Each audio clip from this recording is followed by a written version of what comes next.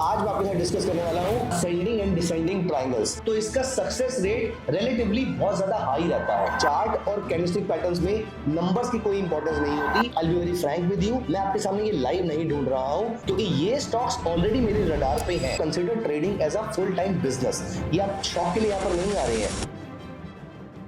हाय दोस्तों, welcome to my channel Himanshu रोडावाई अपसर्च। दोस्तों, इस एजुकेशन प्लेटफॉर्म पे मुझे आपके साथ इंटरेक्ट करके बहुत अच्छा लग रहा है। The way you ask me the questions, the way you understand all the topics और at least you try to understand all the topics in depth is really overwhelming. चलिए आगे बढ़ते हैं इस वीडियो में। तो यहाँ पर दोस्तों, ये वीडियो सीरीज में जिसकी पहली वीडियो में मैंने आपके साथ डिस्कस किया था कि किस तरीके से हेड एंड शोल्डर और रिवर्स हेड एंड शोल्डर किस तरीके से रिवर्सल पैटर्न का काम करता है। दोस्तों, आप इस पैटर्न को देखकर अच्छे से अच्छा रिवर्सल पकड़ सकते हैं। एक ऊपर जाती हुई मार्केट में हमने लास्ट वीडियो में चेक किया था किस तरीके से हमने निफ्टी में हेड एंड शोल्डर पकड़ के एक अच्छा खासा डाउन ट्रेंड कैच किया था, किस तरीके से हमने रिवर्स हेड एंड शोल्डर पकड़ के एक अच्छा अप ट्रेंड कैच किया था और क्या उसके फीचर्स होते हैं। दोस्तों, इस सीरीज की सेकंड वीडियो में आज मैं आपके साथ डिस्कस करने वाला हूं अगेन दो बहुत ही स्ट्रॉन्ग पैटर्न्स। दोस्तों, इन चार्ट पैटर्न्स में बहुत ही खास बात है, चार्ट पैटर्न्स या फिर कैंडलस्टिक पैटर्न, ये दोनों चीजें अपने आप में इतनी स्ट्रॉन्ग इसलिए है because they are driven by the human psychology. By the way, do you know कि टेक्निकल एनालिसिस अपने आप में एक सब्जेक्ट नहीं है, वो एक बड़े सब्जेक्ट का पार्ट है, वो एक बड़े सब्जेक्ट का एक सबसे बड़ा चैप्टर है। कैन यू गेस कि वो सब्जेक्ट कौन सा है? चलिए मैं आपको 10 सेकंड का टाइम देता हूं, आप नीचे कमेंट में लिखिए टेक्निकल एनालिसिस जो है वो किस सब्जेक्ट का पार्ट है। इस वीडियो को यहां पर पॉज कीजिए 10 सेकंड के लिए और आप अपना आंसर नीचे कमेंट्स में लिखिए। दोस्तों, मुझे नहीं पता कि आपने यहां पर क्या लिखा है, लेकिन let me tell you that technical analysis is a part of a subject called behavioural finance. Generally जब भी आप कॉलेजेस में देखेंगे जिनके पास they have good amount of time to teach to their students, क्योंकि जनरली कॉलेजेस के अंदर बहुत सारी चीजें जल्दी में पढ़ाई जाती हैं, एक लिमिटेड नंबर ऑफ आवर्स में पढ़ाई जाती हैं, लेकिन ऐसे कुछ कॉलेजेस जहां पर डिटेल में सब्जेक्ट कवर किया जाता है, जहां पर फाइनेंशियल मार्केट्स को बहुत ज्यादा इंपॉर्टेंस दी जाती है, वहां पर आप नोटिस करेंगे टेक्निकल एनालिसिस से पहले आपको बिहेवियरल फाइनेंस पढ़ाया जाता है। दोस्तों, ये चार्ट पैटर्न्स और कैंडलस्टिक पैटर्न्स इसीलिए सबसे अच्छा काम करते हैं क्योंकि ये ह्यूमन बिहेवियर पे काम करते हैं। मूविंग एवरेजेस की अगर हम बात करें, आरएसआई की अगर हम बात करें, तो ये ज्यादा नंबर्स पे काम करती हैं, जबकि चार्ट और कैंडलस्टिक पैटर्न्स में नंबर्स की कोई इंपॉर्टेंस नहीं होती। यहां पर इंपॉर्टेंस होती है बिहेवियर की कि इस पैटर्न के फॉर्मेशन में लोग कर क्या रहे थे, लोग सोच क्या रहे थे। जैसे मैंने आपको पिछली वीडियो में बताया था कि हेड एंड शोल्डर में पहले शोल्डर का वॉल्यूम बड़ा होना चाहिए। इसका मतलब क्या है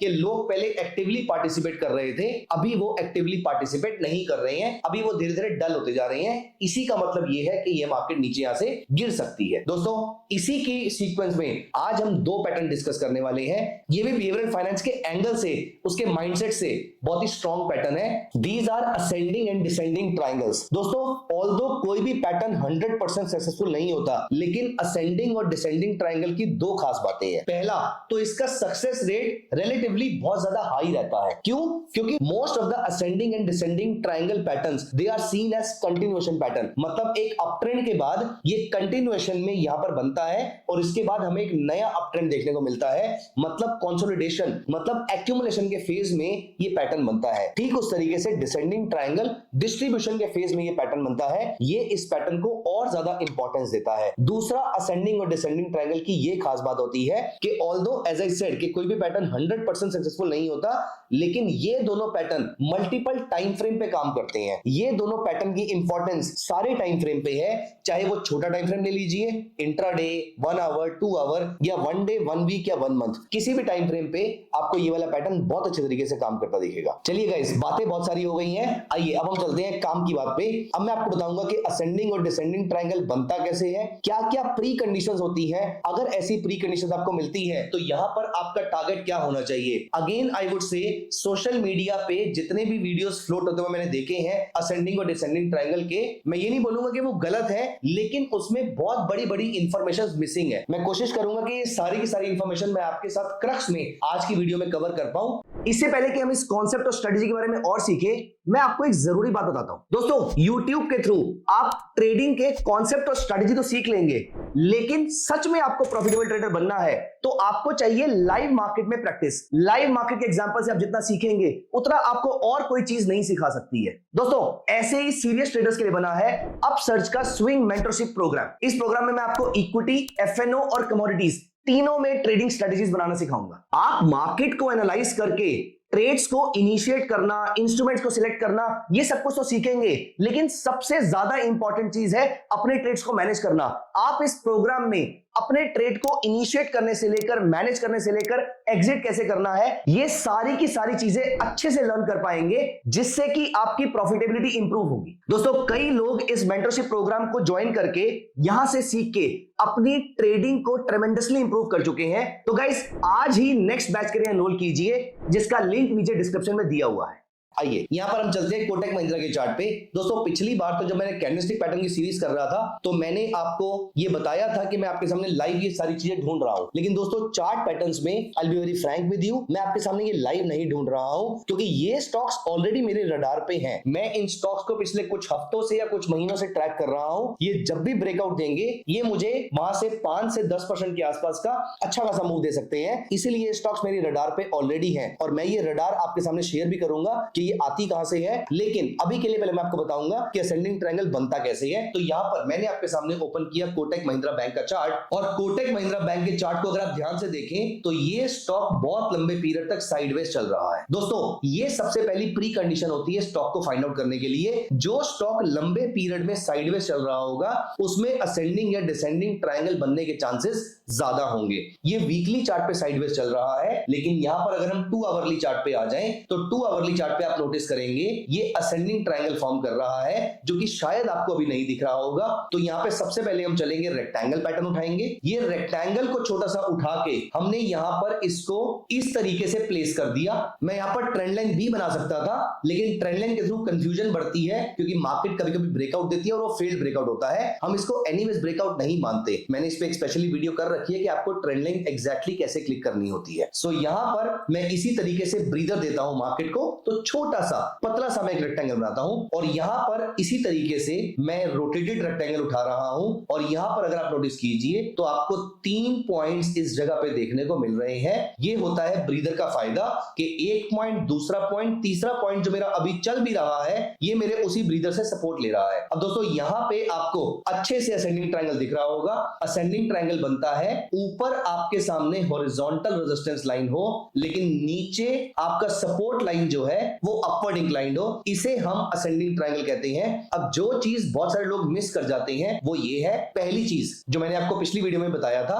पहली बात तो ये है कि during the formation of the trend आपका वॉल्यूम जो है वो यहां से बढ़ ना रहा हो, वो ब्रॉडली यहां से कम होता जा रहा हो। तो यहां पर मैंने आपके सामने वॉल्यूम भी अप्लाई कर दिया है। यहां पर अगर आप नोटिस कीजिए तो स्टार्टिंग के अंदर वॉल्यूम बहुत ज्यादा था। ये ज्यादातर बार्स आपके इस मूविंग एवरेज के ऊपर बन रहे थे। अभी आपके सिलेक्टेड नंबर ऑफ बार्स हमें यहां पर एक बार बड़ा वॉल्यूम देखने को मिला है। एक आधी बात की कोई प्रॉब्लम नहीं है, लेकिन ब्रॉडली देखा जाए तो सारा, एटलीस्ट अगर हम वॉल्यूम पे नजर डालें तो वॉल्यूम बढ़ता हुआ नहीं दिख रहा। ज्यादातर वॉल्यूम उसकी मूविंग एवरेज के नीचे ट्रेड कर रहा है। हमें कुछ कुछ रैंडमली स्पाइक्स दिख रहे हैं, लेकिन ऐसा नहीं है कि हमें बिल्कुल ही इस तरीके से वॉल्यूम बढ़ता हुआ दिख रहा है। ऐसा हमें नहीं चलेगा। तो दोस्तों, वापस हम चार्ट पे आ जाते हैं। दूसरी चीज जो ज्यादातर लोग मिस कर जाते हैं वो ये है कि इसका ब्रेकआउट कहां पर होने वाला है। दोस्तों, ट्रायंगल का ब्रेकआउट, चाहे वो असेंडिंग ट्रायंगल हो, डिसेंडिंग ट्रायंगल हो या सिमेट्रिकल ट्रायंगल हो, आप ये मत एक्सपेक्ट कीजिए कि ये ट्रायंगल पूरा का पूरा खत्म होगा और उसके बाद ही आपका ब्रेकआउट यहां पर निकलेगा, या फिर इसका ब्रेकआउट यहां से नीचे निकलेगा। किसी भी फॉर्म में आपका ब्रेकआउट जो है जरूरी नहीं है कि आपका end of the apex of the triangle जिसको हम बोलते हैं वहां पर निकलेगा। ऐसा कोई रूल नहीं है। दोस्तों, टेक्निकली 2/3 एरिया कवर होने के बाद, मतलब 66% एरिया कवर होने के बाद, अप्रोक्सीमेटली 75% एरिया ट्रायंगल जहां पर ये मीट करेगा, इसको आप अभी से इंटरपोलेट कर लेंगे। इस एरिया में कहीं ना कहीं इसका ब्रेकआउट हो सकता है, जो कि अभी तक तो नहीं हुआ है। और इंटरेस्टिंगली, अगर ये असेंडिंग ट्रायंगल है तो आपको ये बात पहले से मालूम है कि there is a strong likelihood of a breakout and not a breakdown. यहां पे ऊपर जाने के चांसेस सिग्निफिकेंटली हाई है, नीचे जाने के चांसेस बहुत ही कम होते हैं। या फिर मैं ऐसा बोलूं कि अगर ये ऊपर जाएगा तभी हमें ट्रेड लेना है, अगर ये नीचे जाएगा तो हमें इसमें कोई ट्रेड नहीं लेना है। तो यहां पर अगर ये स्ट्रगल कर रहा है तो मैंने कुछ नहीं करना, लेकिन अगर वो यहां पर स्ट्रगल करेगा, और अब मैं आपको बताऊंगा वो ट्रेड लेना कैसे है, वो जब यहां पर स्ट्रगल करेगा और इसके ऊपर जाकर जब वो पहला हायर हाई हायर लो बनाएगा, this is where you have to trade, और इसका सक्सेस रेट देखिए, आप यहां पर ब्रेकआउट लेने पर भी बाय कर सकते हैं, लेकिन उसका सक्सेस रेट उतना अच्छा नहीं रहता है। अगर आप यहां पे हायर हाई हायर लो बनने की वेट करेंगे, उसका सक्सेस रेट एक्स्ट्राऑर्डिनरी अच्छा होता है। और यहां से आपका जो टारगेट रहेगा वो जहां से ट्रायंगल स्टार्ट हुआ था, ये वाली हाइट, मैं इसको यहां से क्लिक कर देता हूं, जहां से ये ट्रायंगल स्टार्ट हुआ था ये वाली आपकी हाइट अप्रोक्सीमेटली इतना आपका टारगेट रहेगा।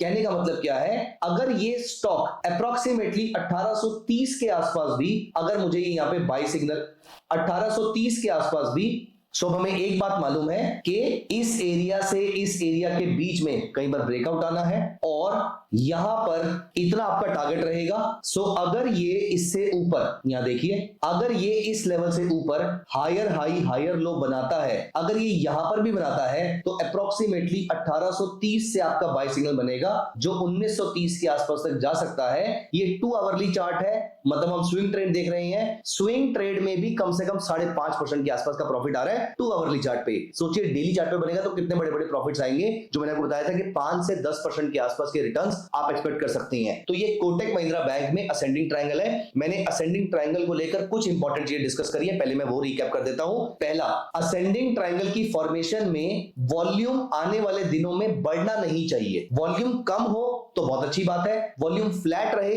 बहुत अच्छी बात है। 1 2 3 जगह पे स्पाइक्स आ रही हैं, which is fine, news driven हो सकती है, लेकिन ब्रॉडर वॉल्यूम आपका गिरना चाहिए, बढ़ना तो डेफिनेटली नहीं चाहिए, पहली चीज। दूसरा, आपको एंड ऑफ द ट्रायंगल तक वेट करने की कोई जरूरत नहीं है। आपके अप्रोक्सीमेटली 75%, 66% से 75% के बीच में आपको ब्रेकआउट मिलने के चांसेस सबसे ज्यादा रहते हैं। वैसे नहीं मिला तो एंड में मिल सकता है, लेकिन ज्यादातर चांसेस 66% से 75% एरिया कवर होने पे मिलते हैं। और उसके बाद सक्सेस रेट इंक्रीज करने के लिए, ये जो बात बता रहा हूं वो टेक्निकल नहीं बताता, ये मेरी बैक टेस्टिंग कहती है कि आपको बाय यहां पर नहीं करना, आपको बाय यहां पर हायर हाई हायर लो बनने पर करना है। और आपका टारगेट क्या रहेगा, जहां पे ये ट्रायंगल स्टार्ट हुआ था अप्रोक्सीमेटली इतना आपका यहां पे टारगेट रहेगा, जो आप एक्सपेक्ट कर सकते हैं कि 5 से 10% के आसपास का टारगेट आपका स्विंग ट्रेड में बन सकता है। This is one of the examples, let me take you to some other examples. जैसा कि मैंने पहले भी बताया कि हमें ये पहले से मालूम होता है।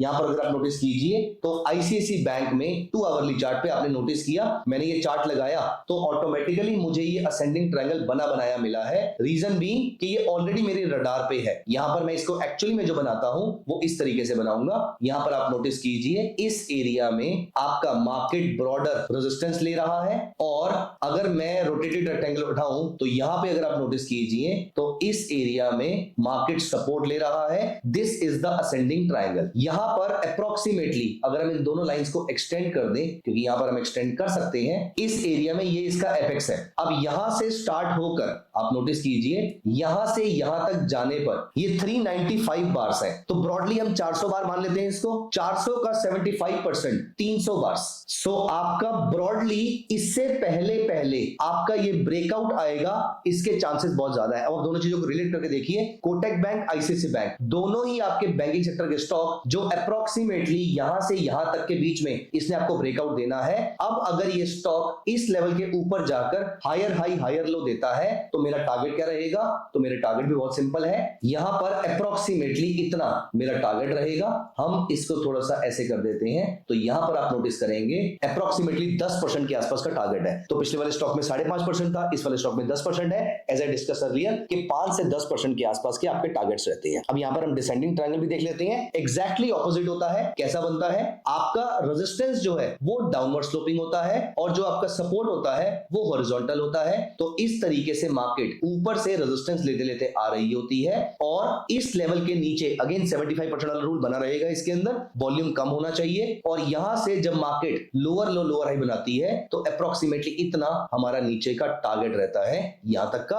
अगेन क्योंकि स्टॉक्स की अगर हम बात कर रहे हैं तो स्टॉक्स डाउनवर्ड स्टिकी कम होते हैं, अपवर्ड स्टिकी ज्यादा होते हैं। तो नीचे के टारगेट जनरली लोअर कम रहते हैं, छोटे रहते हैं, ऊपर के टारगेट जनरली ज्यादा रहते हैं। मैं आपको एक एग्जांपल दिखाता हूं यहां पर। तो यहां पर एसआरएफ में आपको ये डिसेंडिंग ट्रायंगल मिल रहा है, एज आई डिस्कस अर्लियर, क्योंकि ये स्टॉक्स ऑलरेडी मेरे रडार पे हैं। आप अपने रडार पे ले सकते हैं, ये किसी भी टाइम पे ब्रेकडाउन दे सकता है। और हाँ, इसमें एक चीज आपको याद रखनी है दोस्तों, सबसे बढ़िया असेंडिंग और डिसेंडिंग ट्रायंगल वो होते हैं जहां पर 1 2 3 1 2 3 4 5, 6, कम से कम 3 और कम से कम 3, अगर ऐसे 3 पुशेस उसको अप एंड डाउन साइड पे मिल रहे हैं, ऐसे ट्रायंगल्स बहुत ही अच्छे होते हैं। आप मेरे को एक क्वेश्चन ये कर सकते हैं कि यहां पर तो मार्केट ने इसके लो को ब्रीच किया और यहां पर मार्केट ऊपर भी गई, इसने हायर हाई हायर लो भी बनाया, तो हम इसको कैसे मान सकते हैं, तो हम इसको रेजिस्टेंस कैसे मान सकते हैं? दोस्तों पहली बात तो यहां पर तो ये ट्रायंगल बना भी नहीं था,